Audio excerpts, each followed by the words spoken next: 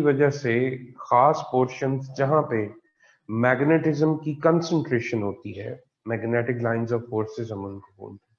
Magnetic lines of forces जहां पे concentrate होंगी उस जगह पे हीट ऊपर नहीं आ सकती, जिसकी वजह से वो एरिया बाकी एरियाज की निस्बत लेस शाइन कर रहा होता है और वो हमें एक धब्बा नजर आता है। लेस शाइन करने वाला वो जो पोर्शन है,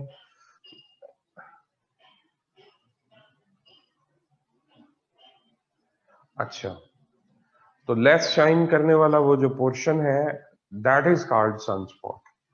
ठीक है, उसके कुछ फीचर्स हैं, उसका size near the size of earth होता है और वो तकरीबन, ये जो मैग्नेटिज्म के अंदर वेरिएशंस आती हैं इसके पैटर्न्स होते हैं, स्पेसिफिक टाइम्स होते हैं। तो ये तकरीबन जो एक एक्टिविटी है ये 11 साल तक लास्ट करती है मायरा से। ठीक हो गया। तो सन स्पॉट वो सूरज के एरियाज हैं जहां पे टेम्परेचर सराउंडिंग के निस्बत मैग्नेटिज्म की वजह से कम होता है। Is it okay? अच्छा, दूसरी बात, इसमें क्या जगह प्लैनेट एनीमोर, प्लूटो जो है वो प्लैनेट नहीं है। प्लूटो क्यों प्लैनेट नहीं है, गौर से सुनिएगा।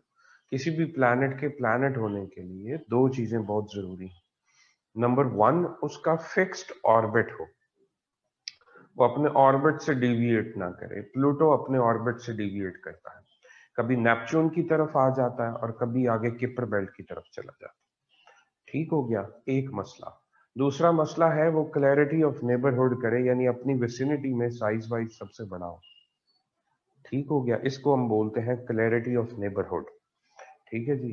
प्लूटो की सराउंडिंग में कुछ ऐसे मून्स हैं जो साइज में इससे बड़े हैं, तो अगर ये प्लैनेट है तो फिर उन्हें भी प्लैनेट रख लीजिए। ठीक है, इसलिए इन दो वजूहात की बिना पे, एक तो ये क्लैरिटी ऑफ नेबरहुड नहीं करता, दूसरा इसका ऑर्बिट फिक्स नहीं है। इस वजह से इसको अब डॉफ प्लैनेट कहते हैं, it's not a true planet. ठीक है जी, डॉफ प्लैनेट का स्टेटस है इसका। Is it okay Maira? तीसरा आपका सवाल था shifting of poles of earth. Shifting of poles जो है ये हम क्लाइमेट चेंज जब पढ़ेंगे उसके अंदर आपको क्लियरली अंडरस्टूड हो जाए। ठीक हो गया। उसके बाद है नायाब का सवाल है जी, black hole traps the light, then how it is black. अच्छा, the question is they absorb everything.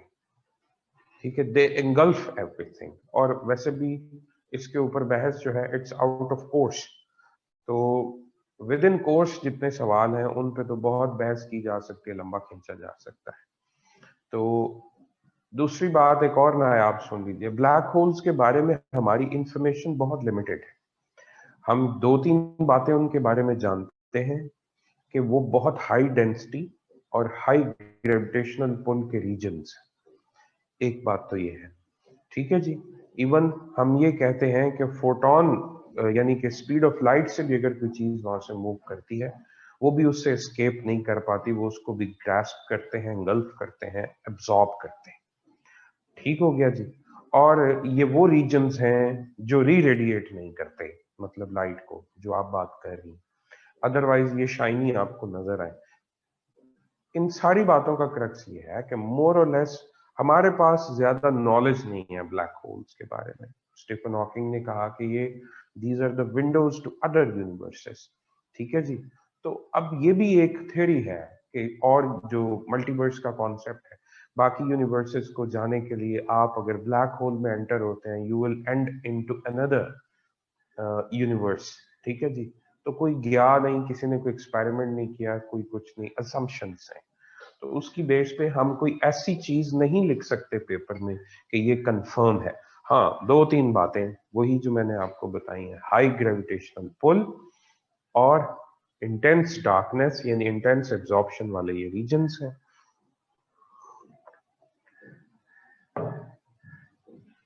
अच्छा खैर, वापस आएंगी, थैंक यू जी। रेवोल्यूशन ऑफ अर्थ, रोटेशन हमने पढ़ी और उसके इम्पैक्ट्स पढ़े। अब रेवोल्यूशन ऑफ अर्थ है और उसके इम्पैक्ट्स हम देखेंगे। इफ दिस इज सन,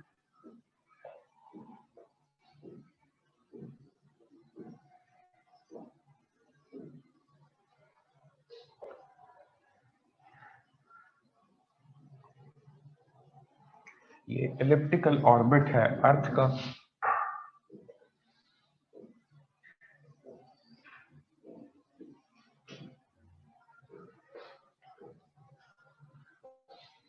पहली बात तो ये ध्यान में रखें कि sun is not in the centre of earth orbit.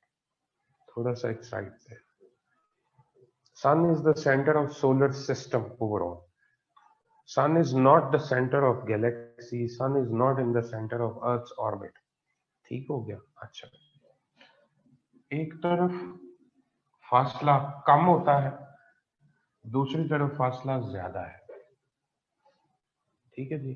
जिस तरफ वैसे सूरज और जमीन के दरमियान जो एवरेज डिस्टेंस हमने निकाला हुआ है, average distance between sun and earth is 150 million kilometre, 150 million kilometre. इसको हम 1 AU भी कहते हैं, 1 एस्ट्रोनॉमिकल यूनिट। अगर कोई आपसे ये पूछे कि एक एस्ट्रोनॉमिकल यूनिट कितना होता है, तो आप कहेंगे जितना जमीन और सूरज में फासला है, और वो कितना है? 150 मिलियन किलोमीटर। ये भी एक डिस्टेंस का यूनिट है, लाइट ईयर की तरह, मुख्तलिफ हेवनली बॉडीज के दरमियान डिस्टेंस को मेजर करने के लिए। अच्छा, अब इधर 1 AU नहीं होता। ठीक है जी। यहां पे 0.9 यूं समझो AU है, और यहां पे 1.01 AU के करीब होता है। ठीक है, इधर डिस्टेंस ज्यादा होता है, उधर डिस्टेंस कम होता है। जब डिस्टेंस कम हो,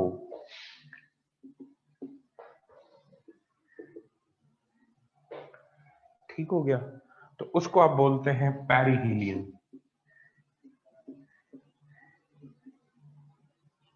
जब distance between sun and earth maximum हो, उसको आप बोलते हैं एपहीलियन।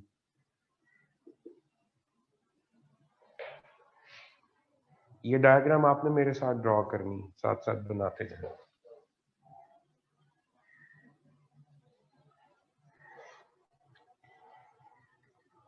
अच्छा, एक बात तो ये क्लियर होगी। दूसरी बात, अब मैं 4 पोजीशंस बनाऊंगा अर्थ की।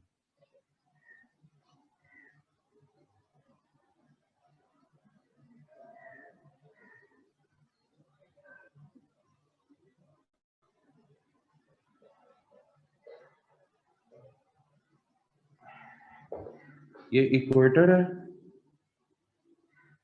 East west north south. अभी तो मैंने शुरू किया डायग्राम हफ्सा। सेंटर में सूरज बनाया, एलिप्टिकल ऑर्बिट ऑफ अर्थ बनाया। ठीक है जी। और ये बताया है कि ये सेंटर में नहीं है, ये थोड़ा सा एक साइड पे है। जब फासला कम होता है तो वो एग्जैक्ट 1 AU नहीं होता, उससे थोड़ा कम होता है। और इधर फासला जब मैक्सिमम दूर होती है तो 1.01 AU होता है, थोड़ा ज्यादा होता है। अभी तक तो मैंने यही बात आपसे की। ये अर्थ का जब डिस्टेंस मिनिमम होता है, उस वक्त जनवरी का पहला हफ्ता या एंड ऑफ दिसंबर चल रहा होता है। बहरहाल, आप ये दिसंबर है,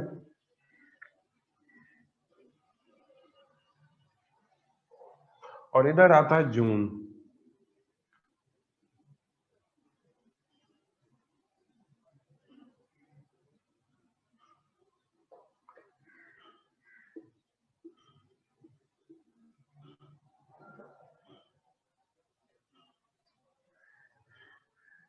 बोर्ड क्लियर नहीं है?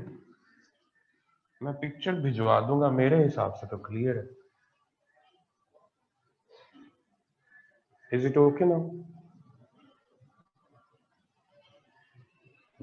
जी, आपकी तरफ कोई इशू होगा अफसा नेट का? बाकी सबको क्लियर है?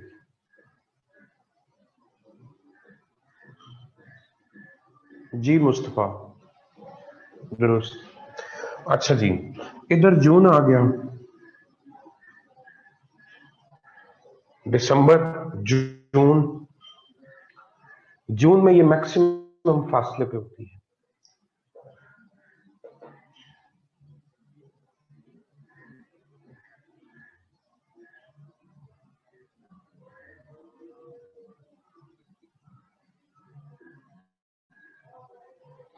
ये मार्च है।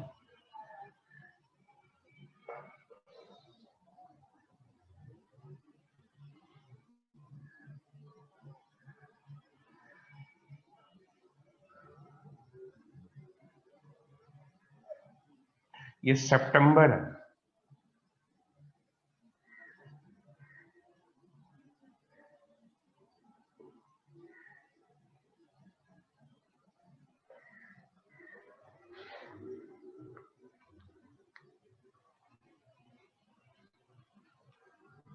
जी बिल्कुल अहमद शाह, बिल्कुल इसी से लिंक्ड है।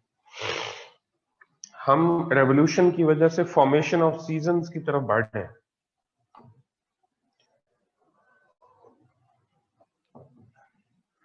ओके हो गया। अच्छा, अब अर्थ को दो हिस्सों में तकसीम कीजिए, इक्वेटर से ऊपर वाली आधी और इक्वेटर से नीचे वाली आधी। Northern hemisphere, hemi mean half, north वाला आधा स्फीयर, और सदर्न हेमीस्फीयर, साउथ वाला आधा हाफ। पाकिस्तान नॉर्दर्न हेमीस्फीयर में है, ऑस्ट्रेलिया सदर्न हेमीस्फीयर में।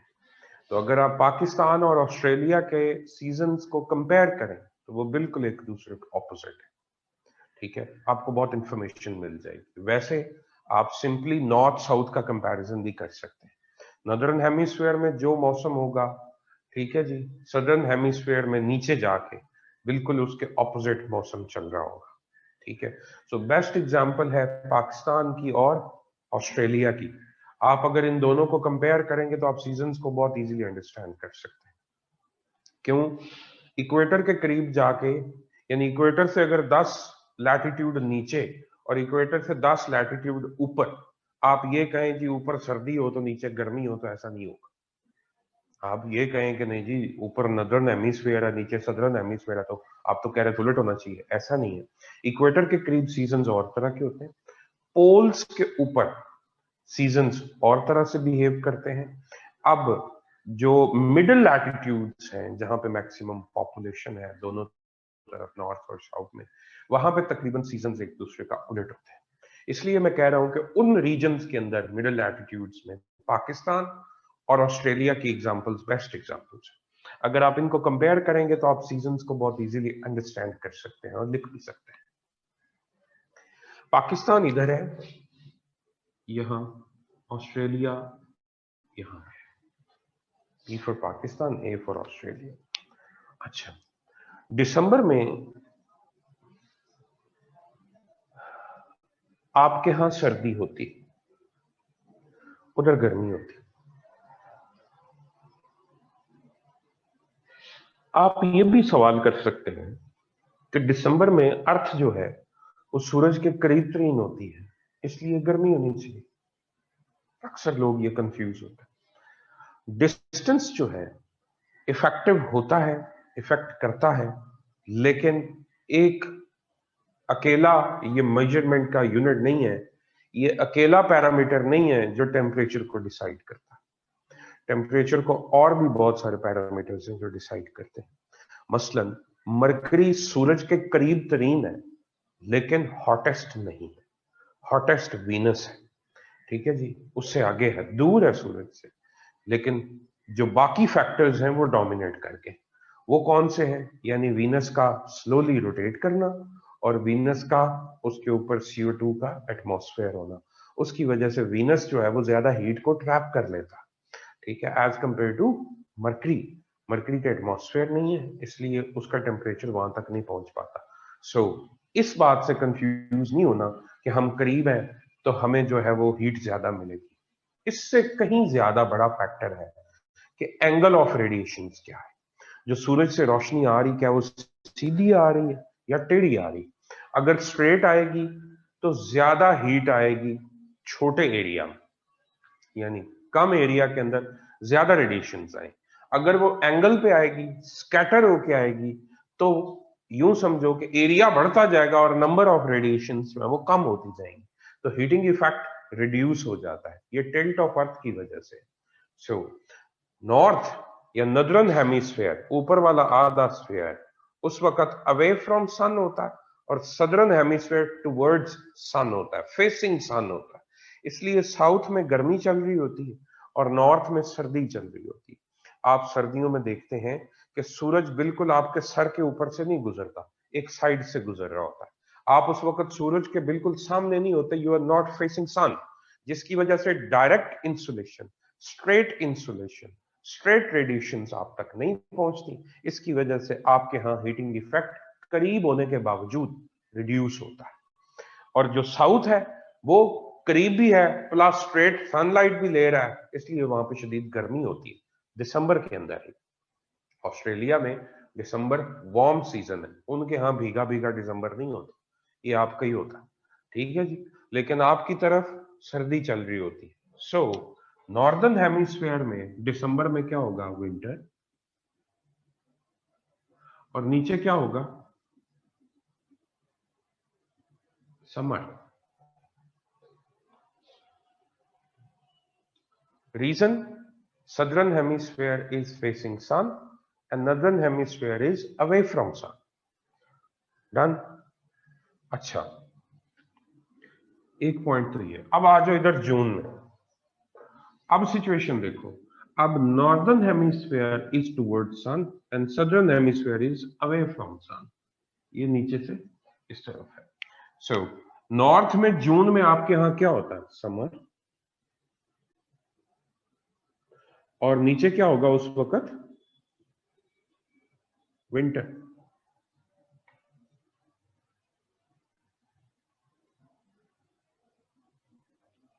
अच्छा, मार्च में आइएगा।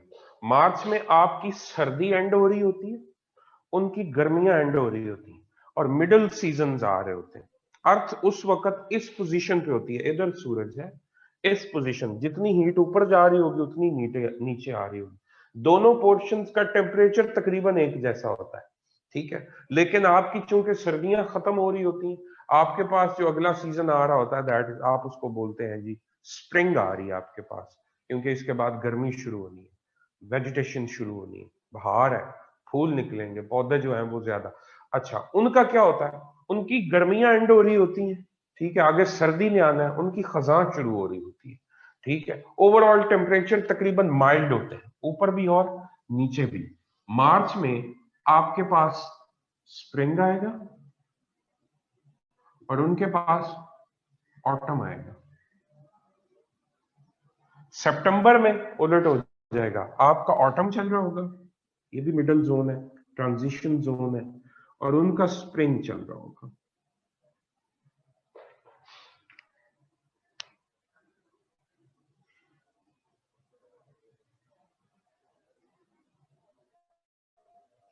साथ साथ लिखते जाएं काइंडली। अच्छा जी, अब यहां पे एक कॉन्सेप्ट और आएगा, अभी किसी बच्चे ने लिखा भी था, सोलिस्टिस, और एक कॉन्सेप्ट और होता है इक्विनॉक्स, जब दिन और रात बराबर हो जाते हैं। सोलिस्टिस से मुराद है जब दिन की लेंथ और रात की लेंथ दोनों में फर्क मैक्सिमम होता है।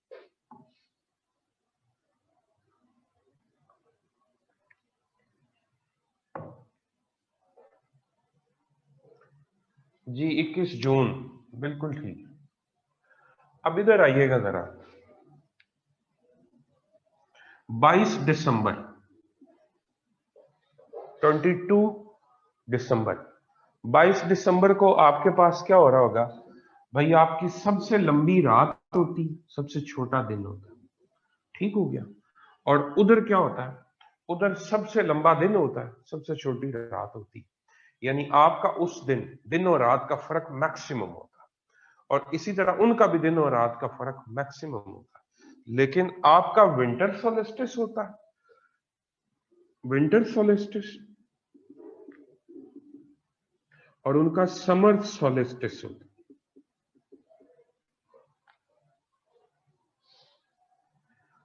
इधर आए, जून में क्या होगा, 21 जून, आपका सबसे लंबा दिन और सबसे छोटी रात, और उनका सबसे छोटा दिन और सबसे लंबी रात। आपका समर सोलिस्टिस, उनका विंटर सोलिस्टिस।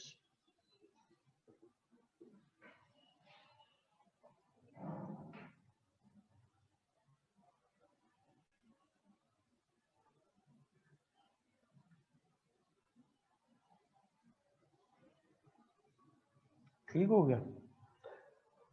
इधर आए, दूसरा कॉन्सेप्ट, इधर इक्विनॉक्स आएगा। सोलिस्टिस इधर है, इक्विनॉक्स इधर है। इक्विनॉक्स जब दिन और रात 12-12 घंटे का हो जाता है, बराबर हो जाता है। ठीक है, आपका स्प्रिंग इक्विनॉक्स होगा 23 मार्च को, सॉरी 21 मार्च को,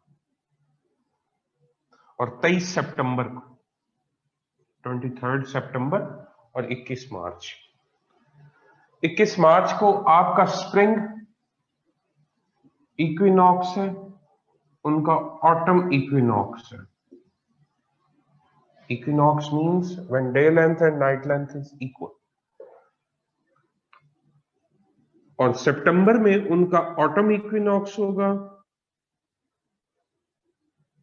और आपका स्प्रिंग इक्विनॉक्स होगा। सॉरी, आपका ऑटम इक्विनॉक्स, उनका स्प्रिंग इक्विनॉक्स होगा।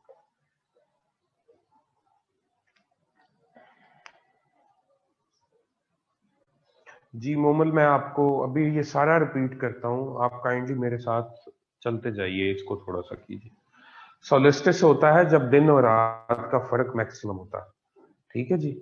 तो दिसंबर में हमारी सबसे लंबी रात 22 दिसंबर को आती है, सबसे छोटा दिन आता है, और उसी दिन उनका सबसे लंबा दिन, सबसे छोटी रात होती है। तो हमारा विंटर सोलिस्टिस होता है, उनका समर सोलिस्टिस होता है। तो जून में हमारा सबसे लंबा दिन, सबसे छोटी रात, और उनका सबसे छोटा दिन, सबसे लंबी रात। हमारा समर सोलिस्टिस, उनका विंटर सोलिस्टिस होता है। ठीक हो गया? ये बात मैंने सोलिस्टिस के बारे में। और मार्च और सितंबर में हमारे इक्विनॉक्स चल रहे होते हैं। अच्छा, जून के अंदर बच्चे 21 जून, मायरा आसिफ 21 जून। ठीक हो गया? अच्छा अच्छा, पहली बात तो ये टेंस नहीं होना, बस ये इतना ही है, कुछ ज्यादा नहीं है, मुश्किल नहीं है। आपने कोई लंबे चौड़े इस पे एक्सप्लेनेशन नहीं देने। इंटरेस्टिंग है मेरे हिसाब से। इक्वेटर और पोल्स पे सिचुएशन थोड़ी डिफरेंट होती है, वो अलग से हम डिस्कस अभी करें। अच्छा जी, इक्वेटर के ऊपर क्या होता है? इक्वेटर के ऊपर सिचुएशन ये होती है 10 डिग्री ऊपर 10 डिग्री नीचे। Equator central zone. इक्वेटर हर सूरत में इसका जो सेंटर है, इक्वेटर का जो सेंटर है, वो दरमियान में ही रहता है, तकरीबन सारा साल एक जैसी लाइट लेता है। इक्वेटर के ऊपर 12/12 सारा साल चलता है। इक्वेटर के ऊपर चारों सीजन इस तरह से नहीं बनते। इक्वेटर के ऊपर जो आजकल आपका मौसम है, ये मौसम सारा साल होता है। हब्स, ठीक है जी, मुनासिब सा टेम्परेचर, ना ज्यादा गर्मी ना ज्यादा सर्दी, 25 से 26 27 डिग्री सेंटीग्रेड इसमें फ्लक्चुएट करता है। बारिश, और बारिश के बाद फिर गर्मी। ठीक है जी। ये जो आजकल आपका ह्यूमिड एनवायरनमेंट चल रहा है, इक्वेटर के ऊपर ये तकरीबन सारा साल चलता है। उसकी एक रीजन तो ये इक्वेटर सेंटर में है और एक जैसी सूरज की रोशनी लेता है। दूसरा मसला, इक्वेटर पे डायरनल रेंज ऑफ टेम्परेचर का ज्यादा फर्क ना होना। डायरनल रेंज ऑफ टेम्परेचर ये आपने लिखना नहीं है, सुनने में। डायरनल रेंज ऑफ टेम्परेचर से मुराद होती है कि साल में कोई एरिया कितना मैक्सिमम टेम्परेचर गेन करता है और कितना मिनिमम टेम्परेचर गेन करता है, और उनका फर्क क्या है। मसलन लाहौर का डायरनल रेंज अगर आप निकालें तो सर्दियों में ये 15-20 डिग्री सेंटीग्रेड तक भी आया होता है, और गर्मियों में ये 45-47 तक पहुंचा होता है। तो 45 और 20 फर्क कितना हो गया? 25। तो इसका डायरनल रेंज कितना है? 25 डिग्री का, इतना फर्क पड़ता है। लेकिन इक्वेटर के ऊपर 2 डिग्री है सिर्फ, 25 डिग्री मिनिमम, 27 डिग्री मैक्सिमम।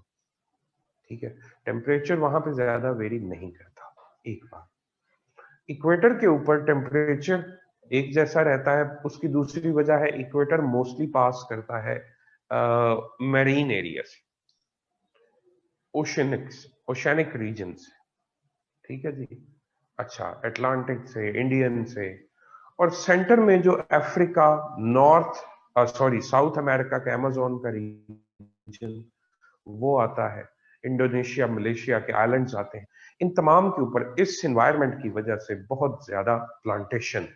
आजकल आप देखेंगे घास पौधे बहुत लश ग्रीन होते हैं, रेली रेनफॉल की वजह से जो एक मॉइस्चर कंटेंट होता है नॉमिनल, वो मेंटेन रहता है सॉइल के अंदर, जिसकी वजह से न्यूट्रिएंट कंजम्पशन बढ़ती और पौधे जो है वो बड़े, यूं समझें कि प्लांट ग्रोथ के लिए ये एक आइडियल एनवायरनमेंट। सो इक्वेटर के ऊपर आपको थिक फॉरेस्ट मिलेगी, एक ही सीजन मिलेगा थॉरली, आपको चारों सीजन बहार खजां समर विंटर ये वहां पे नहीं मिलेगा। एक तो डिस्क्रिप्शन ये है, और ये यूं समझे डिस्टिंक्शन इक्वेटर की। दूसरा दूसरा है, जब आप अर्थ को, ये आप लोगों ने बना लिया सारा, मैं इसको उड़वा दूं,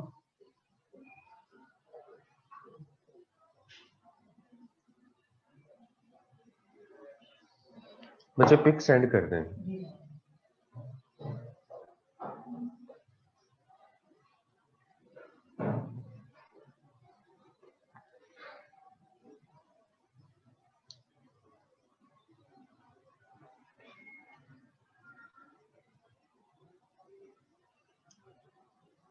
ओके, अच्छा जी, इट्स ओके, ठीक है, कोई मसला, मैं कर लेता हूं।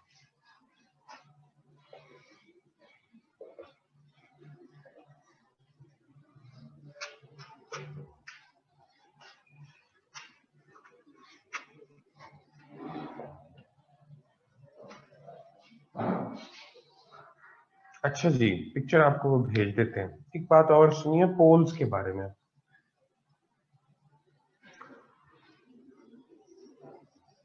This is earth, this is equator, ये Tropic of Cancer, Tropic of Capricorn, और ये 66.5 डिग्री, ये एंटार्क्टिक सर्कल है, ये आर्कटिक सर्कल है। अच्छा, 5 ओशंस हैं जिन लोगों को नहीं पता, मतलब कि वो भी बहरहाल वो तो पूरी फिर मुझे ज्योग्राफी पढ़ानी पड़ेगी। इतना समझें कि जैसे जैसे हम पोलर रीजन के पास जाते हैं, नॉर्थ और साउथ के, ये अर्थ के वो वाले एरियाज हैं जहां पे स्ट्रेट सनलाइट पहुंचती नहीं, डिफ्यूज होके जाती, वो भी दोनों पे एट ए टाइम नहीं जाती। जो थोड़ा टिल्ट करके सूरज की तरफ होता है उस पे जाती है, जो थोड़ा अवे होता है उस पे बिल्कुल नहीं जाती। सो यहाँ पे सिचुएशन ये होती है कि 6 महीने तक एक पोल ऑर्बिट के अंदर सूरज की तरफ टिल्टेड रहता है और डिफ्यूज्ड लाइट लेता है, और मौसम वहां पे दिन नहीं रहता, रात होती है। यानी उस जगह पे, क्यों कि ये कोई ऐसी चीज तो है नहीं कि जब रोटेट करेगी तो अभी सूरज के सामने है तो बाद में सूरज से दूसरी तरफ हो जाए। ये इधर है, ये जितना भी रोटेट करता रहे इस पोजीशन में इधर ही रहना है। बात समझ रहे हैं, हम इस टिप की बात कर रहे हैं, इधर।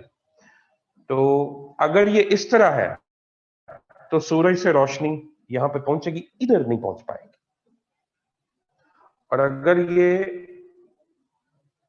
इधर आ गया और सूरज इधर है तो टॉप पे जाएगी, नीचे रोशनी नहीं जाएगी। 6 महीने दिन, 6 महीने रात।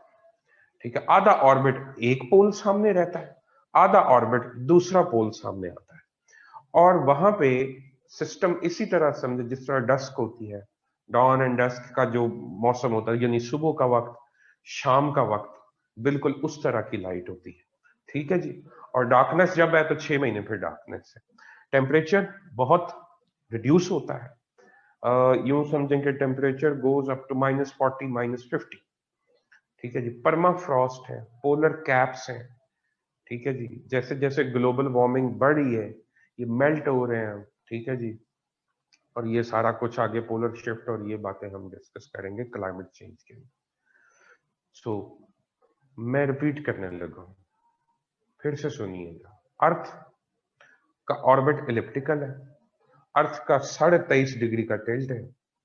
अर्थ जब अपने ऑर्बिट में रिवॉल्व करती है एंटी क्लॉकवाइज, तो उस वक्त ये सूरज से कभी एक वक्त आता है ये मिनिमम फासले पे होती है जिसको पेरिहीलियन बोलते हैं, और एक वक्त आता है ये मैक्सिमम फासले पे होती है जिसको एपहीलियन बोलते हैं।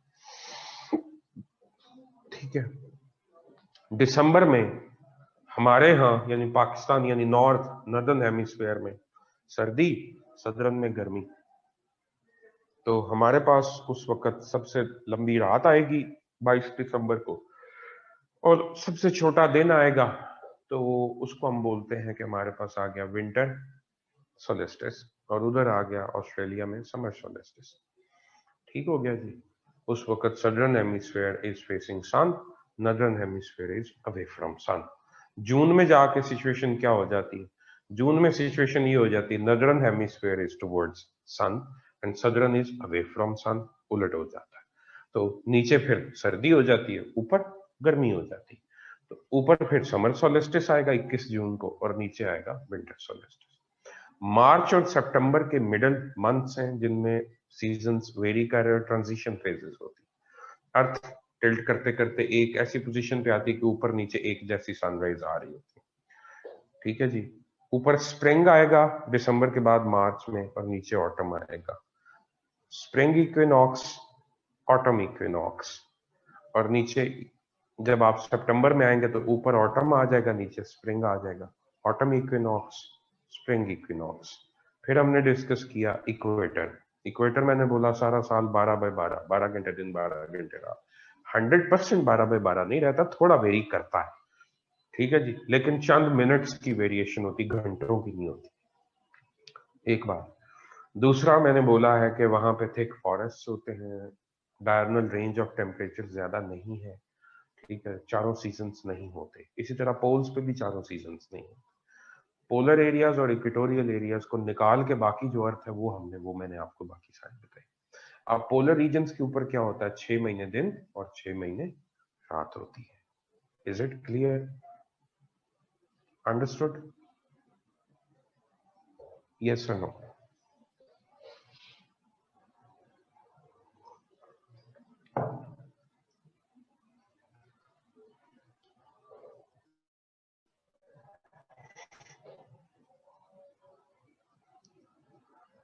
नहीं, इनफ है मुस्तफा, मोर देन इनफ है। क्या और मतलब? और तो फिर ये है कि पोलर रीजन्स की बाकी प्रॉपर्टीज पर शुरू कर देते।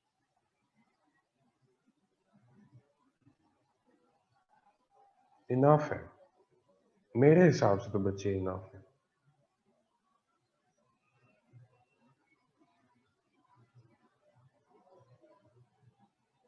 नूरुल हुदा, ये ड्राई टॉपिक था?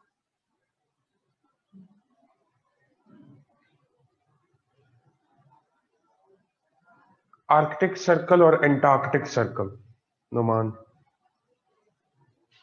नहीं नहीं, नूरुल हुदा मेरे हिसाब से तो बिल्कुल भी नहीं। बड़ा लड्डू पेड़े की तरह लजीज। मैं थोड़ा ड्राई हुआ हूँ, मुझे नींद आई हुई, ये कह लो। ठीक है, मैंने जरा जोश में तकरीरी अंदाज में आपको नहीं समझाया, मैंने आज जरा प्लेन अंदाज में आपको समझाया, तो इसलिए आपको ये खुश्क लग रहा होगा। मेरी तरफ से कुछ थोड़ी एनर्जी में कमी होगी। हाँ, यही मसला है। इंटरेस्टिंग टॉपिक था। Briefly describe the various segments of the atmosphere, how these segments are maintaining the Earth radiation balance। बच्चे पूरा टॉपिक है, पूरा चैप्टर है इसके ऊपर, उस्मान असलम। तो मैं बाकी काम छोड़ के फिर वो चैप्टर शुरू कर लेता हूँ, अभी नहीं, आगे आपको वो सारी एटमॉस्फेयर और उसकी डिफरेंट लेयर्स जो है वो पूरा हमने डिस्कस किया। ठीक हो गया? ओनली 5 नंबर का लिखना जी, बिल्कुल 5 नंबर का लिखना। चाय पी है, कॉफी बल्कि पी रहा हूँ। हैरानगी की बात है, मुझे चाय कॉफी से कोई फर्क नहीं पड़ता। पता नहीं किन को चाय पीने से नींद उड़ती है, मैं तो चाय पी के सोता हूँ। Asking for answer. Okay okay okay, ठीक है।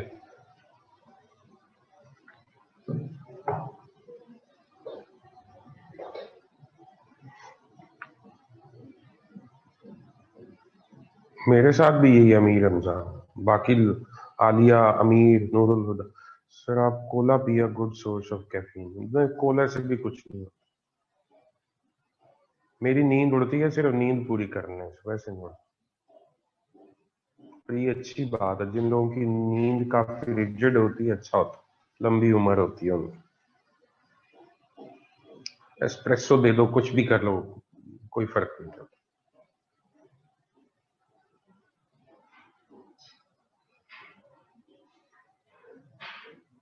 बच्चे इतना स्यापा क्या है नींद उड़ाने के लिए? मैं इतनी मतलब कड़वी कॉफियां पीता था, मुझे क्या मतलब, मुझे सजा है कोई? मुर्शिद को कुछ ना कहें। हसन अहमद कह रहा है सर चाहे मुर्शिद है, मुर्शिद को कुछ ना कहें। भाईजान हम कब कह रहे हैं? हम तो ये कह रहे हैं कि ये मुर्शिद जो है ना हमें रास नहीं।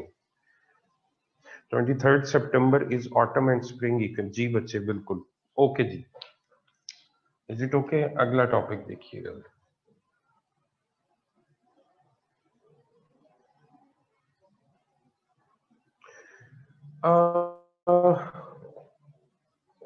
इससे पहले कि हम सोलर एंड ल्यूनर इक्लिप्स को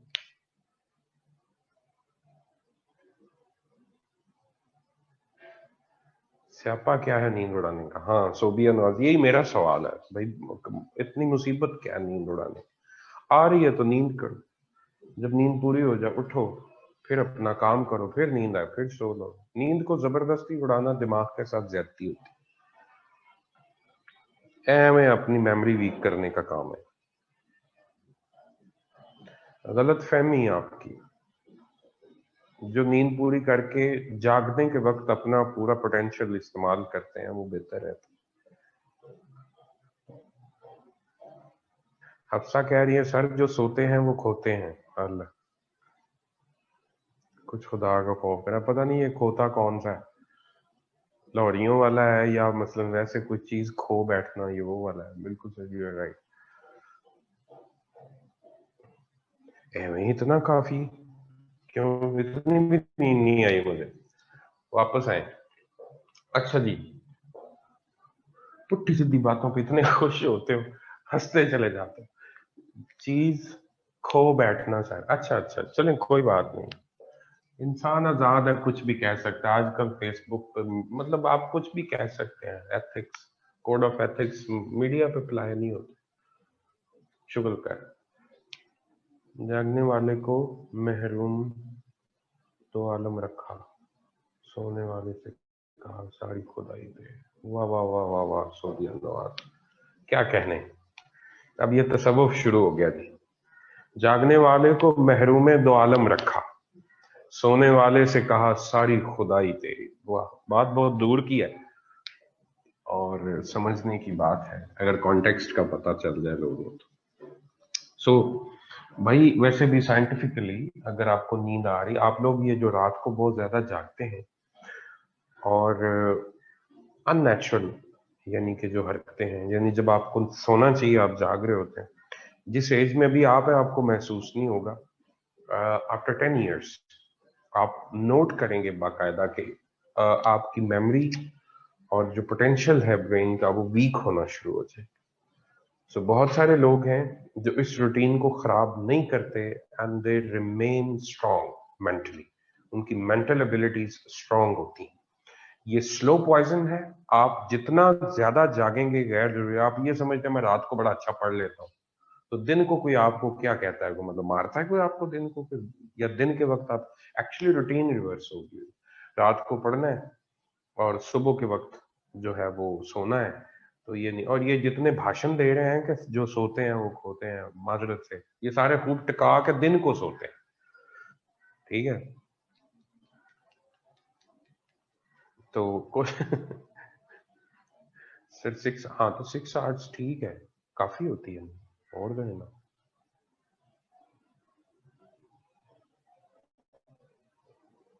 हाँ जी। But can't study in day time, my mind works only at night. जी जी, मैं यही कह रहा हूँ कि बहुत सारा sir I have a rule that not work after 12 AM। बेहतरीन है, इसको भी 11 AM करो और सुबह जल्दी उठें, उठ के शुरू करें, फ्रेश माइंड होता है उस वक्त। ये सियाने कहते थे, हमें भी समझ नहीं आती थी जब हम स्टूडेंट थे ना, हम भी यही जिद करते थे और यार हमें मारते हैं सुबह उठे नहीं जाता। बेसिकली वो हमारा लेजीनेस है, हमारी सुस्ती है, हम उसके ऊपर काबू नहीं पा रहे। ठीक है जी, और हम उसके सामने बिल्कुल स्लेव बने बैठे। ठीक है, तो सारी रूटीन हमने डिस्टर्ब की होती है। बहरहाल जी वापस आए, अगर ये ज्यादा ही बड़ा बन गया, if this is sun,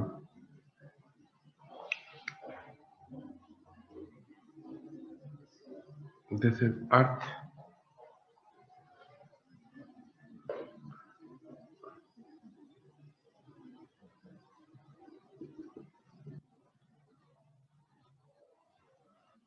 this is the orbit of the moon। अच्छा, अराउंड द अर्थ। सोलर और ल्यूनर इक्लिप्स को अंडरस्टैंड करने से पहले ये बात जहन में रखें कि फेजेस ऑफ मून को अंडरस्टैंड करना जरूरी है। पहले तो ये कोर्स का पार्ट होता था, हम पढ़ते थे इसको बगैर, लेकिन अब ये नहीं रहा, ठीक है। इसलिए मैं ज्यादा डिटेल में नहीं जाऊंगा, आपको इसके फेजेस ऑफ मून की सिर्फ पोजीशंस बता के तो आपको एक्लिप्सेस पे ले जाऊंगा, ताकि अंडरस्टैंडिंग प्रॉपर डेवलप हो जाए और आप भूल ना सकें। टॉपिक बहुत आसान है, इस पे सवाल है छोड़ने वाला नहीं होता। सिमिलरली सीजन्स पे सवाल आए छोड़ने वाला नहीं होता। बेहतरीन डायग्राम बनाए, थोड़ा थोड़ा एक्सप्लेन कर दें, ज्यादा नंबर मिलेंगे, ठीक है, क्योंकि इसमें गलती नहीं होती, कोई एक्स्ट्रा नॉलेज नहीं होता, स्ट्रेट चीजें, ठीक है। अच्छा, सपोज दिस इज मून, तो चांद जो है, जो आपको दिखता है, जो यहाँ पे आप रात को चांद जिस तरह का आपको दिखता है, मैं सिर्फ वो ड्रॉ करूं, पूरे का पूरा 3 डायमेंशनली मैं ड्रॉ नहीं कर सकता। अच्छा, वो कोई आप नेट पे मॉडल देख लीजिएगा फेजेस ऑफ मून का यूट्यूब से, वैसे जरूरत नहीं है क्योंकि आपका टॉपिक नहीं है। Save your time, keep in mind, CSS में जितना ये पता होना जरूरी है ना क्या क्या पढ़ना है, उतना ये पता होना भी जरूरी है कि टाइम कैसे बचाना है और कौन सी चीजें नहीं पढ़नी, वरना आप डेली घंटा 2 घंटे उन चीजों पे वेस्ट कर रहे होते हैं जिनका आपके पेपर से कोई लेना देना। सो फोकस्ड रहें और स्मार्ट स्टडी करें। अच्छा, अगर ये चांद है, ये सूरज है, तो ये वाला पोर्शन जो है चांद का, इधर दिन होगा, इधर रात होगी, आगे अर्थ है। अर्थ वालों के लिए चांद कोई रोशन नहीं होगा, वो दूसरी तरफ उसकी रोशन होगी। तो चांद की नीचे साइड से कुछ ना कुछ रोशनी रिफ्रैक्ट होके बाहर निकलती है और उसके एजेस को शाइन करती है, ठीक है जी। जो हमें पहले दिन का चांद जो है वो कुछ यूं नजर आता है, क्रिसेंट की सूरत, बाकी सारा ये डार्क होता है।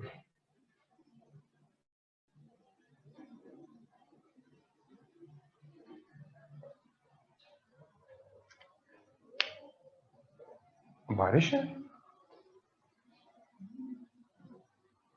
I think. अच्छा जी,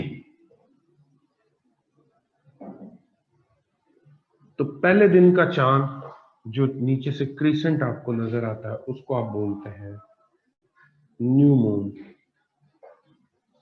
अच्छा, देखते जाइएगा, अब आहिस्ता आहिस्ता जैसे जैसे ये ऊपर जाएगा इसका हिस्सा इस तरह से सामने आता जाएगा सूरज के कि वो रोशन होता जाएगा और आपको भी ज्यादा वो दिखना शुरू हो जाएगा। सपोज जब ये इधर पहुंचेगा तो ये इतना रोशन हो चुका होगा, बाकी डार्क होगा, तो इसकी वैक्सिंग शुरू हो चुकी है। You will say it's waxing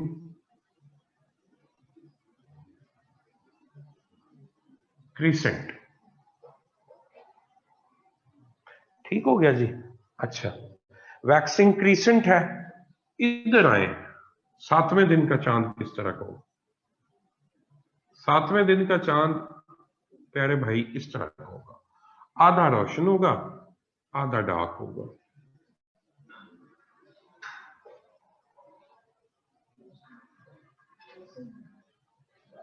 धूप है कि बादल है? अच्छा, फर्स्ट हाफ, और ये होगा फर्स्ट क्वार्टर में।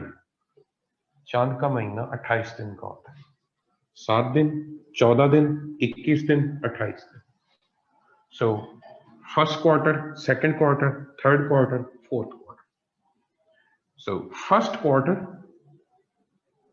आप बोलेंगे फर्स्ट क्वार्टर है या आप बोलेंगे फर्स्ट हाफ है। इधर आए, जब इस जगह पे आएगा तो अपने हाफ से ज्यादा रोशन हो चुका हो और बाकी डार्क हो। जब कोई राउंडेड चीज अपने हाफ से ज्यादा रोशन होती है तो उसको हम गिब्बस बोलते हैं, GIBBOUS। तो हम कहेंगे ये वैक्सिंग गिब्बस है। अभी भी वैक्सिंग हो रही है, साफ हो रहा है। इधर आ जाए, जब इधर चांद आएगा तो पूरे का पूरा रोशन होगा।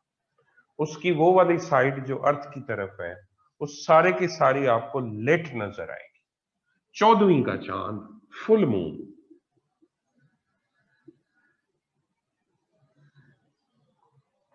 अब इसकी वेनिंग स्टार्ट हो जाएगी, यानी ये डार्क होना शुरू हो जाएगा। जब इधर आएगा तो सिचुएशन क्या हो जाएगी, इसकी वैक्सिंग शुरू हो चुकी है, ये डार्क होना शुरू हो चुका है। अभी भी आधे से ज्यादा रोशन है, तो हम इसको बोलेंगे वेनिंग गिब्बस। अभी भी है वेनिंग गिब्बस। इधर जब आएगा आधा रोशन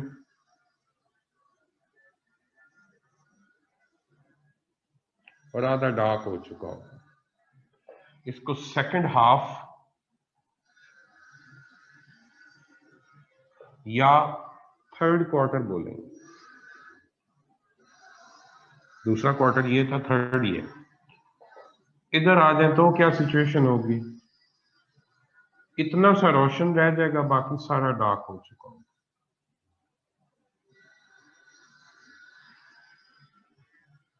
दिस इज वेनिंग क्रिसेंट। और वापस जाएगा, एक दिन कंप्लीट गायब होगा, फिर उससे अगले दिन जो है वो फिर क्रिसेंट की सूरत में आपके पास न्यू मून की सूरत में निकल आएगा। ये कुछ फेजेस ऑफ मून है जो आप हर महीने देखते हैं।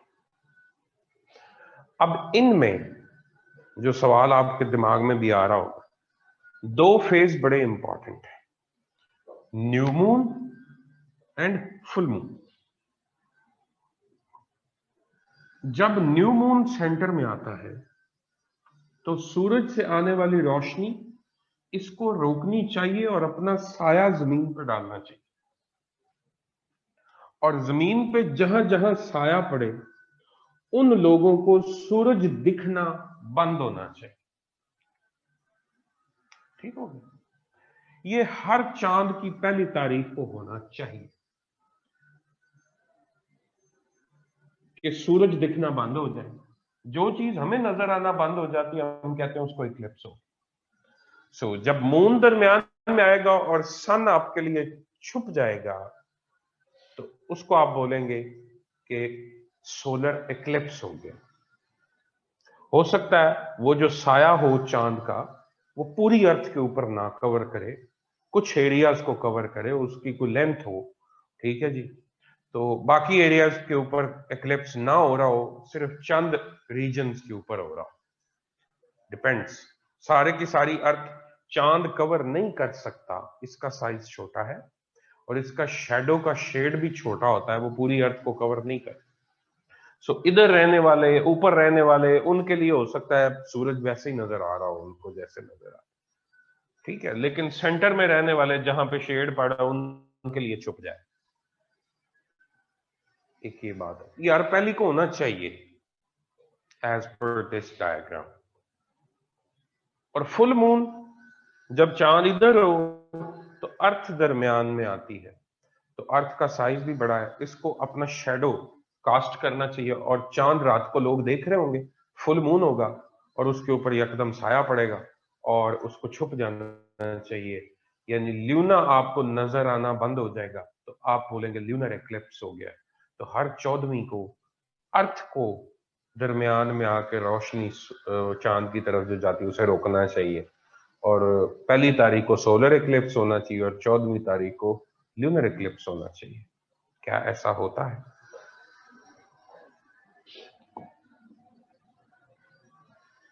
वजह, अगर ऐसा नहीं होता तो आपको क्या वजह समझ में आती? मूवी में होता है, मूवी को छोड़।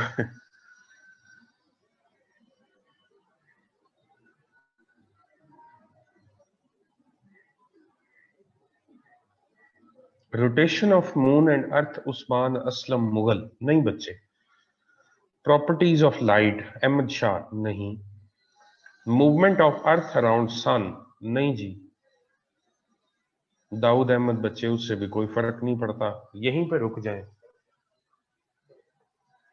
And evolution, night and day, Agha Farhan Ali Qizilbash. नहीं जनाब, चले पहले आपकी तूतियां तो सुन लेना, फिर बाद में छोड़ ही जाएं जी। और अभी जितनी आप लोगों ने ये बातें की सब अप्लाई नहीं होती।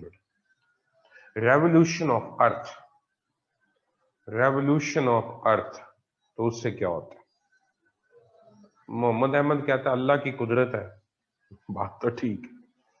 Rotation time of moon, rotation time of moon नहीं बच्चे, उससे भी कोई फर्क नहीं पड़ता। मून यहीं पे रहे, पोजीशन ना बदले तो चाहे घूमता रहे, हमें इससे क्या है। सोबिया नवाज, सब तूतियां हैं, हाँ बिल्कुल। Mohammad Ahmed, don't tell me, मतलब कोई एक आधा बंदा तो ठीक करे।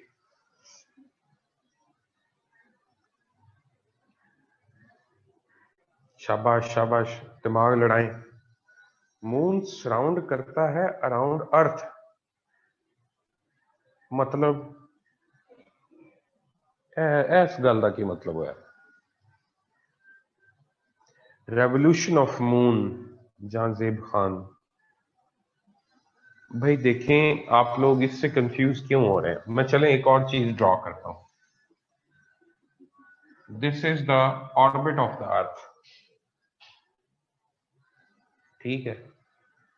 मून इज 3D, तो मैं कब कह रहा हूं 2D? अच्छा, अर्थ जो है वो इस तरह जिधर जिधर अर्थ जाएगी, अगर यही अर्थ इधर हो, अर्थ इधर हो, तो चांद इसके गिर्द यूं मूव करेगा। इधर उसका पहली डेट होगी, इधर उसकी 14वीं तारीख होगी, उससे क्या फर्क पड़ता? कोई फर्क नहीं, डायरेक्शन तो यही रही। मैंने ऐसे बना दिया, आप ऐसे बना लें, ऐसे बना लें, ऐसे बना लें, ऐसे बना लें, जैसे दिल अपना। अर्थ ने अपने ऑर्बिट में रहना है और चांद ने उसको बिल्कुल उसके साथ उसी तरह से चलते जाना। नथी है वो उसके साथ, नहीं पता फिर। Reflective properties of earth and moon, नहीं नहीं अहमद, आप जो ऑप्टिक्स में जा रहे हैं ये वो नहीं है खाता। Tilted orbit of moon, Jawadul Hasan, शुक्र है एंड पे किसी ने बिल्कुल सही बात कर दी और हम जो है वो करीब करीब पहुंच गए। अब देखें जी, ये मोहम्मद जवादुल हसन, थैंक यू बेटा। इसको यूं समझें कि आलिजा, प्यारे भाई, मोहतरम दोस्तों, ये इस तरह नहीं है कि अर्थ, मून और सन ये तीनों एक ऑर्बिट में एक प्लेन पे नहीं है। एक प्लेन से मुराद, अगर मैं इन तीनों को एक टेबल पे रख दूं तो ये तीनों एक प्लेन पे होंगे। पहली बात तो ये है कि ये ऊपर नीचे हैं। दूसरा, मून का may be they are not lined up perfectly, Zahida Farooq ji, अब बातें ठीक हो रही हैं, यू आर राइट। अच्छा, बिल्कुल ये लाइंड अप नहीं है, आप सही कह रही। यूं देखिए, ये ऑर्बिट भी इस तरह नहीं है, ऑर्बिट टिल्टेड है। अब समझ आ रही? 8 डिग्री का टिल्ट है अर्थ के ऑर्बिट में और कोई 5 डिग्री का टिल्ट है मून के ऑर्बिट में अराउंड अर्थ। तो ये तीनों एक प्लेन पे होंगे तो ये कुछ होगा। और ये कब कब होते हैं? ये अपनी रोटेशन, अपनी रेवोल्यूशन के दौरान हमें पता है किस किस वक्त इन डेट्स के ऊपर इक्लिप्स इन्हीं डेट्स पे लगता है। ये भी ध्यान में रखिए, न्यू मून के वक्त होता है और फुल मून के वक्त होता है। जब भी चांद को ग्रहण लगेगा उस वक्त फुल मून होगा, जब भी सूरज को ग्रहण लगेगा उस वक्त न्यू मून होगा। लेकिन ये तीनों अलाइन होते हैं, ये बहुत कम होता है। ये इस तरह से सिंक्रोनाइज्ड है कि हमें इनके पैटर्न्स का पता है, ये फ्यूचर में कब कब अलाइंड होंगे, एक प्लेन पे आएंगे और इनका शैडो, अदरवाइज शैडो बनता है हर पहली चांद की पहली तारीख को भी शैडो बनता है। लेकिन सपोज शैडो इधर अर्थ मून सन, ये दरमियान में मून, और मून का शैडो जो है, सपोज मून इधर है तो इसका शैडो यहां पे जा रहा है, अर्थ ऊपर है। बात समझ रहे? सो ऐसा बहुत कम होता है कि ये तीनों एक प्लेन पे आ जाए। सो आंसर इज, ये पूछा जाता है why isn't eclipse every month? The answer is because they are not at the same plane, number one. Number two, the orbits of Earth and orbit of Moon, orbit of Earth around Sun and orbit of Moon around Earth, they are tilted. ठीक है जी, वो टेढ़े हैं, वो perfectly horizontal नहीं है। Is it okay? आगे move करें। अब यहां पे हम इसको हम कोशिश करते हैं कि यहीं पे हम एक्लिप्स बना दें। लो जी, बाकी चीजें तो गई भाड़ में।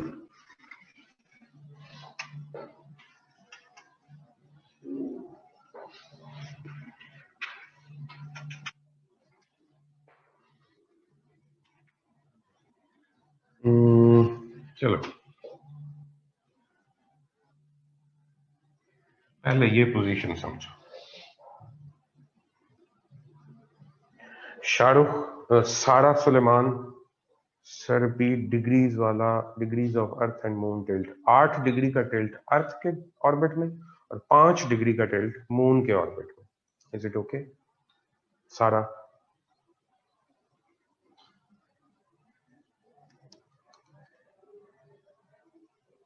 ओके अच्छा, अब इधर आए जी। न्यू मून है, सिचुएशन ये बन गई है कि मून सेंटर में आ गया और सामने अर्थ है।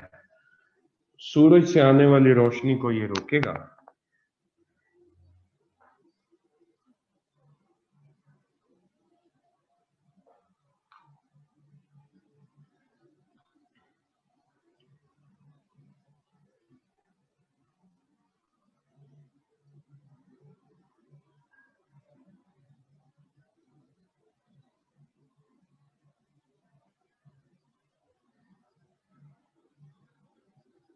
शैडो के 2 पार्ट्स बनेंगे।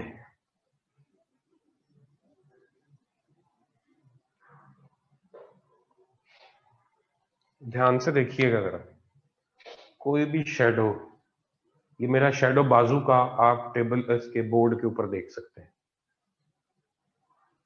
क्या सारा एक जैसा है? सेंटर से डार्क है और इसके जो एजेस हैं वो लेस डार्क है। किसी भी शैडो का सेंट्रल पोर्शन ज्यादा गहरा होता है और उसके एजेस जो होते हैं वो कम गहरे होते हैं। लाइट आहिस्ता आहिस्ता डिफ्यूज होती है।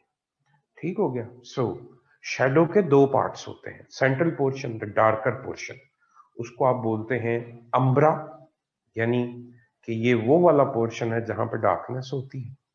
और उसके ऊपर और नीचे वाला पोर्शन जो है उसको आप बोलते हैं penumbra. Pan mean partial, penumbra partially dark. So centre में क्या आएगा? अम्ब्रा,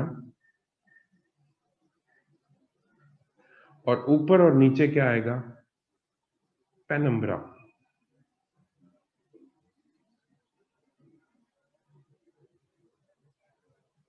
तो कुछ लोग पेनम्ब्रल पोर्शन में होंगे यानी कम डार्कनेस होगी, और कुछ लोग ज्यादा डार्क पोर्शन में होंगे जिसको हम बोलते हैं अम्ब्रल रीजन। ठीक हो गया? सो कहीं पे पेनम्ब्रल, सो जब सूरज नजर आना बंद हो जाएगा तो अर्थ के ऊपर रहने वाले लोगों के लिए कहीं पे पार्शियल इक्लिप्स होगा और कहीं पे टोटल इक्लिप्स होगा, यानी उनको बिल्कुल सूरज नजर आना बंद हो जाएगा और रोशनी बिल्कुल, यानी कि बिल्कुल रात नहीं होती लेकिन डार्क शाम की मौसम जैसा होता है बस। ठीक हो गया। सो कहीं पे टोटल होगा, कहीं पे पार्शियल इक्लिप्स होगा। और एक और नाम दिया जाता है जब ये बिल्कुल सेंटर में आता है, ठीक है जी, तो चांद की सराउंडिंग पे, यहां पे यूं समझो चांद की जो सराउंडिंग होती है वो लिट होती है, वो रोशन होती है। एक रिंग डेवलप होता है जब सेंटर में डिस्क आती है चांद की, तो उसको आप बोलते हैं एनुलर एक्लिप्स। ठीक है जी, उस वो रिंग की तरह का होता है, छल्ला सा बना होता है, साइडों पे रेड कलर का वो नजर आ रहा होता है। बहरहाल आपसे वो लिंक नहीं है। रिंग ऑफ फायर भी जी बिल्कुल ज्यादा फारूक, रिंग ऑफ फायर भी उसको कहते हैं और एनुलर एक्लिप्स भी बोलते हैं।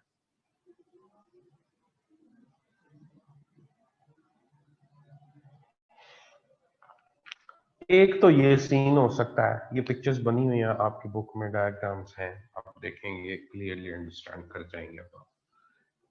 ये है सोलर एक्लिप्स, यानी आप जमीन पे रह रहे थे, सूरज देख रहे थे, यकदम दरमियान में आहिस्ता आहिस्ता चांद आ गया और आपको सूरज दिखना बंद हो गया। जो चीज आपको नजर आना बंद हो जाएगी, दैट वुड बी द एक्लिप्टेड, उसको एक्लिप्स होगा।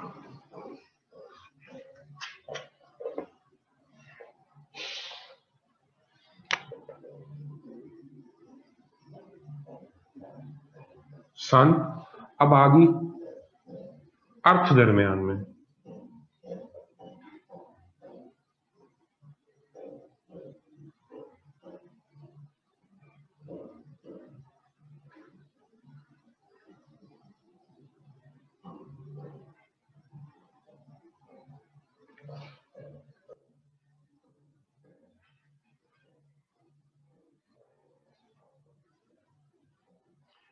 सेंटर में क्या बनेगा?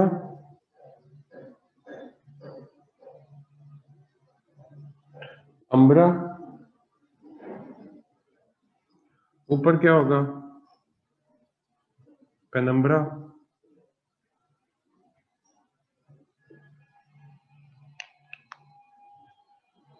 अर्थ का चूंकि साइज बड़ा है, इसका शेडो भी बड़ा होगा। अब चांद का ऑर्बिट ये है, चांद अगर यहां पे होगा तो पेनम्ब्रल इक्लिप्स है, अगर यहां पे होगा आधा अम्बरा में आधा पेनम्बरा में, तो इसको हम बोलते हैं पार्शियल इक्लिप्स। पेनम्ब्रल आधा ऊपर आधा नीचे, इसको पार्शियल।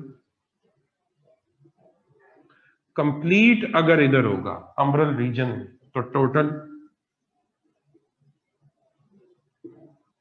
फिर आधा बाहर आधा अंदर, फिर पार्शियल हो सकता है और फिर पेनम्ब्रल हो सकता है। कोई भी फेज है जो आप देख सकते हैं, डिपेंड्स के पोजीशन किधर।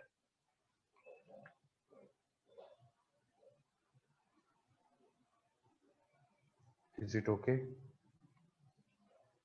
पेनम्ब्रल, पार्शियल, अम्ब्रल या टोटल, और फिर उसके बाद पार्शियल और फिर पेनम्ब्रल, ये फेजेस उसकी हो सकती। अब अगला सवाल है कि क्या एक्लिप्सिस को नेकेड आई से देखा जा सकता है? पेनम्ब्रल से मुराद है जब वो लेस डार्क पोर्शन में होगा तो पेनम्ब्रा होगा। ठीक हो गया। अच्छा जी, एक्लिप्सिस को नेकेड आई से सबको नहीं देखा जा सकता। नहीं नहीं उस्मान असलम, देखा जा सकता है, एक को देखा जा सकता है। जब चांद को ग्रहण लगा होता है और आप यहां पे खड़े होकर इसको देख रहे होते हैं, तो उस वक्त आपकी तरफ कोई लाइट नहीं आ रही होती, कोई रेडिएशन नहीं आ रही होती, यू आर नॉट फेसिंग सन। ठीक है जी, तो उस वक्त आप चांद को किसी भी फेज में अगर एक्लिप्स लगा हुआ है तो आप नेकेड आई से उसको देख सकते हैं। लेकिन अगर सोलर एक्लिप्स है, सूरज को इक्लिप्स लगा हुआ और आप यहां पे खड़े होकर सूरज को देख रहे हैं, तो प्रॉब्लम होगी।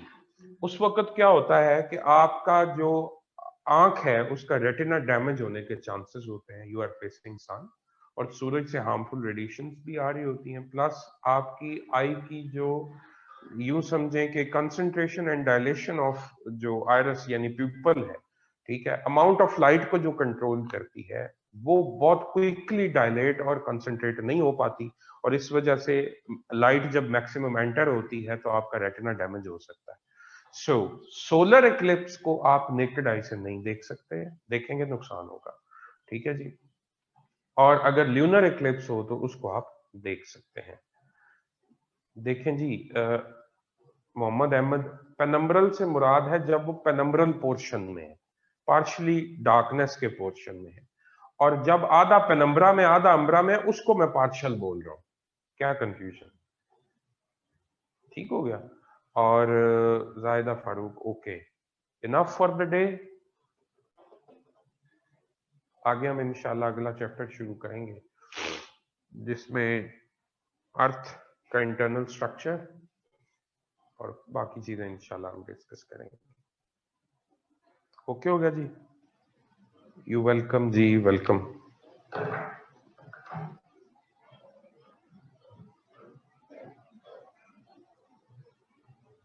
Thank you.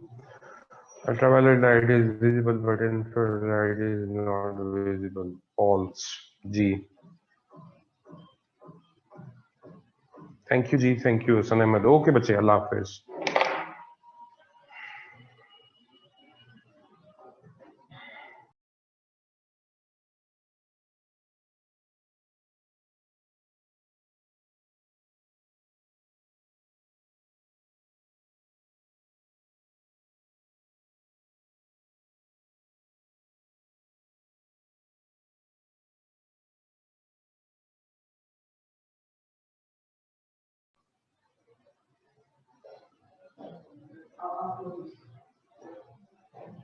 Excuse me, sorry to say बच्चे, आई वाज थिंकिंग कि आप लोगों का टाइम है सवा जो है वो 12 बजे तक, लेकिन आई वाज रॉन्ग, आपका टाइम है 12:30 बजे तक। ठीक है, तो अभी हमारे पास 12-13 मिनट हैं, तो हम कुछ और कर सकते हैं इफ यू डोंट माइंड। तो दोबारा से दिमाग को वापस उसी जगह पे लेके आए, ठीक है? अच्छा,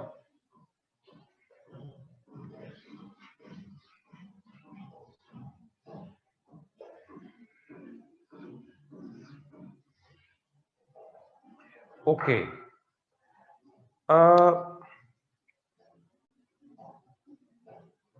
नहीं नहीं नहीं, जल्दी छुट्टी क्या करनी है? कोई बस एक डायग्राम आपको बनवाता हूं। जी जी, ये सब कुछ चैप्टर 1 से है, लेकिन रोटेशन एंड रेवोल्यूशन अगले चैप्टर में दी हुई है, लेकिन उसका यहाँ पे करना ज्यादा बेहतर था।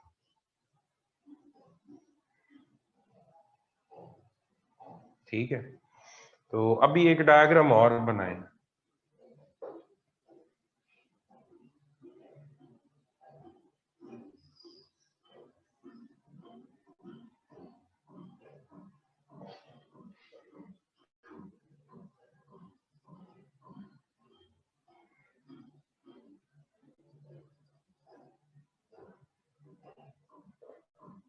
अर्थ और अर्थ की आउटर मोस्ट लेयर जिसको आप बोलते हैं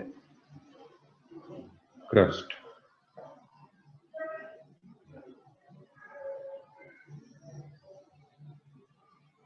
मांटल, कोर।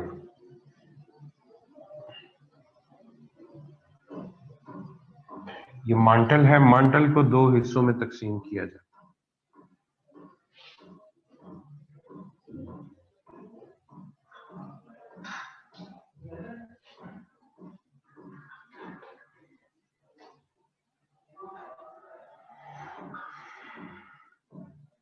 ठीक हो गया जी?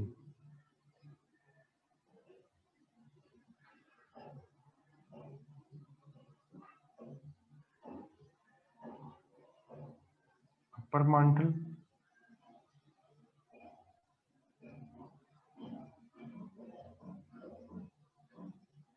लोअर मांटल। वैसे क्रस्ट को भी दो हिस्सों में तकसीम किया जाता है, ओशियानिक क्रस्ट जो ओशंस के नीचे है, और जो आउट ऑफ वाटर है उसको continental crust.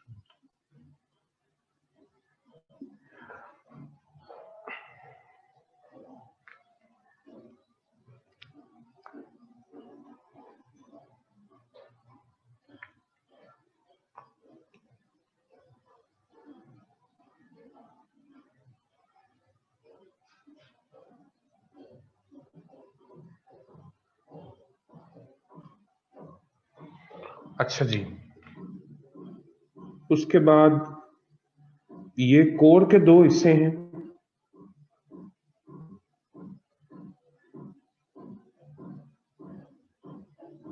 Outer liquid core,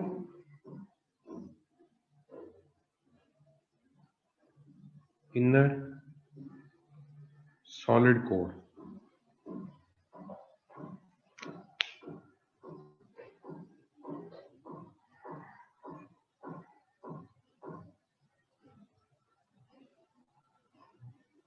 ठीक हो गया।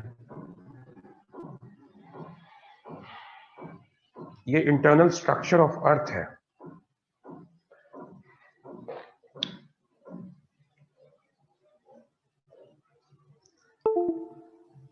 इनकी पहले थिकनेसेस लिखें।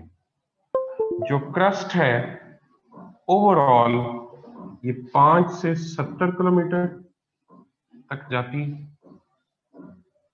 थिकनेस इसकी क्रस्ट की। अब oceanic crust 5 to 10 kilometre thick हो सकती है और continental 20 to 70, minimum 20 maximum 70 kilometre thick. नहीं नूरुल हुदा, हो गया था खत्म, लेकिन आई वाज रॉन्ग, टाइम अभी था हमारा, इसलिए मैंने दोबारा से थोड़ा सा मैंने कहा ये एक डायग्राम कंप्लीट करवा दूं अगले लेक्चर की, फिर इस पे बहस बाद में। कुछ भी मिस नहीं हुआ, ये डायग्राम बनी हुई अभी, ये सिर्फ डायग्राम ही बनानी है। ये रिपीट कर रहा हूं, सुने। ये अर्थ का इंटरनल स्ट्रक्चर है, ये क्रस्ट है, ये अपर मांटल है, ये लोअर मांटल है, ये आउटर लिक्विड कोर है, ये इनर सॉलिड कोर। हमने इंटरनल स्ट्रक्चर पहले हमने पढ़ा था क्रस्ट मांटल कोर, मैंने अब उनको दो दो हिस्सों में तकसीम कर, क्रस्ट, ओशियानिक क्रस्ट और continental crust. Oceanic crust 5 to 10 kilometre और कॉन्टिनेंटल 20 to 70 किलोमीटर। इसी तरह से अपर मांटल, मांटल ओवरऑल 2900 किलोमीटर है मांटल। अपर मांटल 670 किलोमीटर थिक है और लोअर मांटल 2230 किलोमीटर थिक है।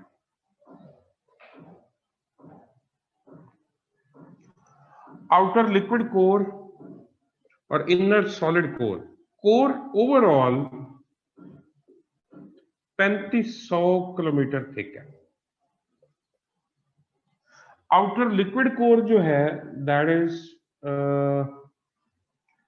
2300 किलोमीटर थिक और इनर सॉलिड कोर जो है ये 1200 किलोमीटर थिक है।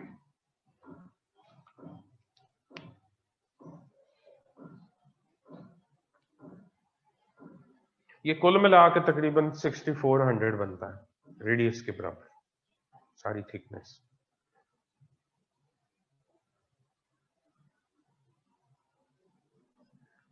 अब इसमें से आज मैं सिर्फ आपको क्रस्ट के बारे में कुछ ना कुछ बताता हूं, बाकी चीजें बाद में डिस्कस करें।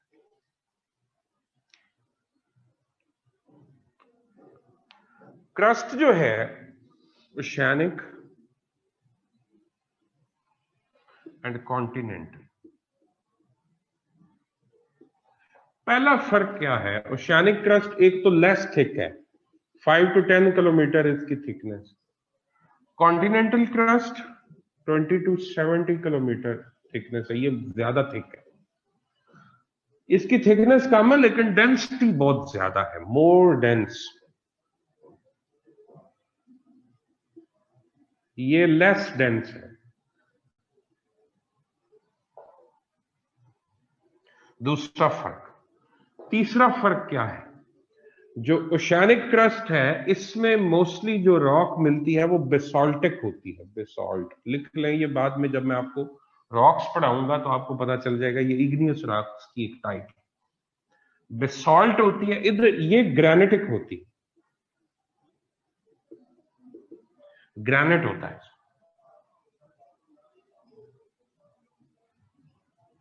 दाऊद अहमद डेंसिटी से मुराद है कि ये आयरन, आप लिख लें, it behaves like iron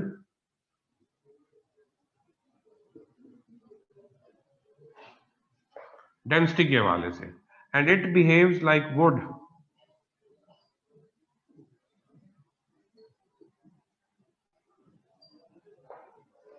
oceanic crust can sink, ज्यादा डेंसिटी की वजह से अगर इस पे प्रेशर आप डालेंगे तो ये मांटल में धंस सकती है, सबडक्ट कर सकती है। कैन सिंक,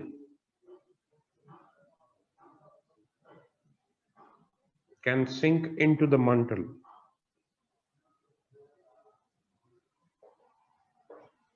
नेवर सिंक्स, ये लकड़ी कभी डूबती देखी आपने? हमेशा फ्लोट करती है। कॉन्टिनेंटल क्रस्ट यानी कि जो आपके कॉन्टिनेंट्स हैं, Africa, Asia, north south America, Australia, Antarctica, ये सारे के सारे जो हैं ये कॉन्टिनेंटल क्रस्ट, तो ये नीचे मांटल में नहीं धंस सकते। ठीक हो गया। ओशियानिक और कॉन्टिनेंटल दोनों के अंदर जो कंपोजिशन है इन दोनों की, उनमें सिलिकॉन और एल्यूमिनियम डोमिनेट करते हैं। सियाल, इधर भी सिलिकॉन एंड एल्यूमिनियम डोमिनेट करते हैं। दोनों की कंपोजिशन मोर और लेस, ये बाकी एलिमेंट्स भी हैं लेकिन जो सबसे ज्यादा है वो ये है। बच्चे बोर्ड की पिक्चर सेंड करें। आपने जो बात याद रखनी है वो ये है कि भाई ओशियानिक क्रस्ट जो है वो डेंस होती है और वो नीचे धंस सकती है, नीचे डूब सकती है, मंटल के अंदर जा सकती है। लेकिन जो कॉन्टिनेंटल क्रस्ट है वो कभी भी मंटल के अंदर सिंक नहीं करती, सबडक्ट नहीं करती, नीचे डूबती नहीं है। ये बात आपने नहीं भूलनी, ये मैंने आगे 2 चैप्टर इसकी बेस पे आपको करवाने। आपने ये याद रखना है, जो कॉन्टिनेंटल क्रस्ट है ये लकड़ी की तरह है, इसकी थिकनेस बेशक ज्यादा है लेकिन इसकी डेंसिटी कम है, इसकी कंपैक्शन कम है। डेंसिटी से मुराद दाऊद अहमद, इसकी कंपैक्शन कम है जिसकी वजह से ये फ्लोट करती है। Is it clear? ओके हो गया? पिक्चर आपको मैं सेंड करवा रहा हूं। अब मैं लेक्चर एंड कर रहा हूं। स्टे ब्लेस्ड और इंशाल्लाह फिर मुलाकात होगी।